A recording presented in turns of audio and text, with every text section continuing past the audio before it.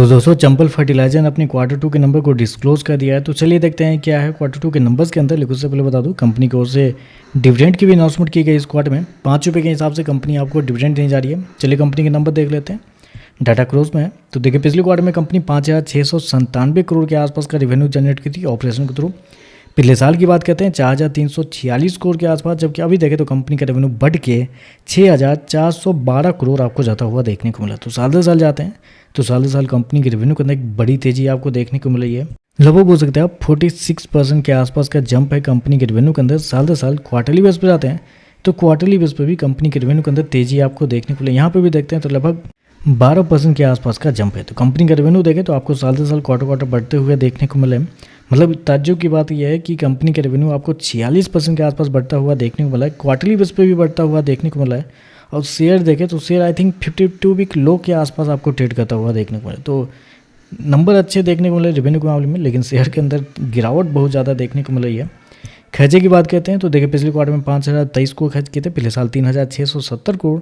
अभी देखें तो कंपनी खर्चे 5,658 करोड़ आपको देखने को मिले। तो यहाँ पे थोड़ा सा दिक्कत आपको देखने को मिल रहा है कि खर्चे देखें तो खर्चे आपको बहुत ज़्यादा आपको देखने को मिल रहे हैं। क्योंकि मैंने क्या बताया कि साल दर साल रेवेन्यू लगभग 46% के आसपास बढ़ा है, लेकिन खर्चे देखते हैं तो खर्चे लगभग 55 से 56% के आसपास बढ़ते हुए देख लो। तो खर्चे ज़्यादा हैं। अब वही चीज़ फिर से कंपनी इस क्वार्टर में करते हुए देखने को मिले, जो कि है purchase of stock in trade, जो पिछले क्वार्टर में भी ज़्यादा था। इस क्वार्टर में देखें तो इस क्वार्टर में और भी ज़्यादा आपको देखने को मिला, लगभग 3,000 करोड़ के आसपास आपको देखने को मिला है, जबकि पिछले साल मात्र 700 करोड़ के आसपास था।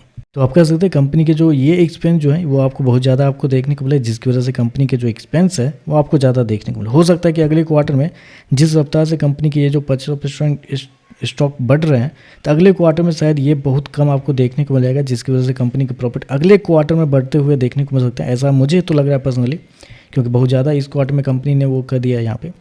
चलिए प्रॉफिट क्या है वो देखते हैं। तो देखिए पिछले क्वार्टर में 548 करोड़ के आसपास, पिछले साल 538 करोड़, अभी देखें तो बढ़ के 648 करोड़ आपको जाता हुआ देखने को मिला। तो कंपनी का प्रॉफिट देखें तो प्रॉफिट के अंदर तेजी आपको देखने को मिल रही है। लगभग बोल सकते हैं 21% के आसपास का जंप है कंपनी के प्रॉफिट के अंदर साल दर साल। क्वार्टरली बेस पर आते हैं तो यहाँ पे भी कंपनी के प्रॉफिट के अंदर लगभग 18% के आसपास की तेजी है। तो कंपनी के प्रॉफिट देखें तो आपको साल दर साल क्वार्टर बढ़ते हुए देखने को मिले, लेकिन उसके पीछे का रीजन भी है। रीजन क्या है वो देख लेते हैं।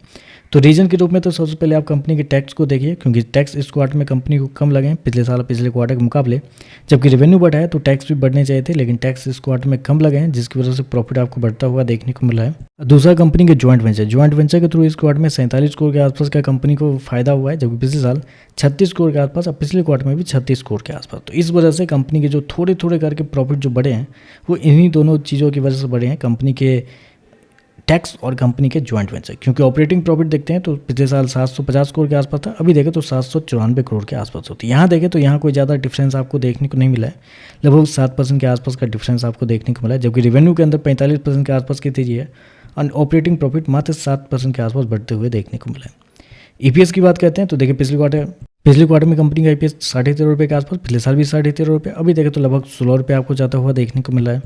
तो देखिए अगर नॉर्मल कंडीशन रहता है, क्योंकि अगर शेयर देखा जाए तो ऑलरेडी आपको बहुत ज़्यादा पिटा हुआ शेयर है, 52 वीक लो के आसपास आपको ट्रेड करता हुआ देखने को मिला है, जहाँ तक मुझे याद है। हो सकता है मैं गलत भी हूँ, लेकिन अगर ऐसा है, अगर शेयर 52 वीक लो के आसपास है तो ऐसे में नंबर को मतलब ज़्यादा खराब नहीं कहेंगे, थोड़ा अच्छा ही कहना चाहेंगे, क्योंकि रेवेन्यू के अंदर बेहतरीन तेजी है। प्रॉफिट भी बढ़ रहा है, उतना नहीं बढ़ा है, लेकिन हो सकता है अगले क्वार्टर में कंपनी के प्रॉफिट भी आपको बढ़ने शुरू हो जाएंगे। तो देखते हैं इस पर मार्केट कैसे रिएक्ट करता है। वीडियो पसंद आए तो लाइक कीजिएगा, साथ में साथ चैनल को सब्सक्राइब जो कीजिएगा। धन्यवाद।